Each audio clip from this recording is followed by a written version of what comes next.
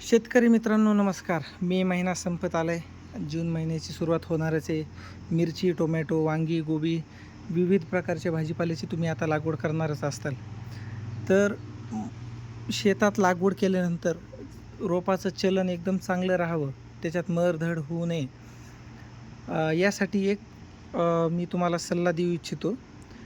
तुम्ही कोणत्याही प्रकारचं बुरशीनाशक जे तुमच्याकडे उपलब्ध असेल, हे रिडोमिल, रोको किंवा साप हे 3 आहेत इथं, पण तुम्ही कोणतेही वापरू शकता. 22 वापरू शकता, M45, एलिएट, रोको कोणतंही वापरा, काही अडचण नाही.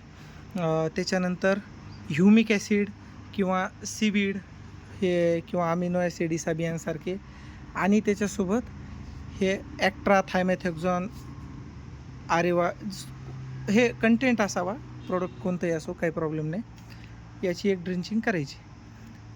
ड्रिंचिंग करणं थोडं अवघड जातं, शक्य होत नाही बऱ्याच वेळा.